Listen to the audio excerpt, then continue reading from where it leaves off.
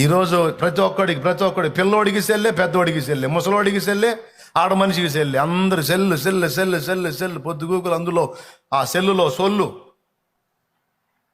ఎక్కడెక్కడ సొల్లు, లోకంలో ఉన్న సొల్లంతా వచ్చింది, ఆ దరిద్రం అంతా దాని మీద పెట్టేశారు మైండ్. ఎవరినన్నా చూడు చెత్తలో పడి కొట్టుకొస్తున్నారు. భ్రష్టులు తయారవుతున్నారు. భక్తుల పిల్లలు కూడా భ్రష్టులుగానే తయారవుతున్నారు.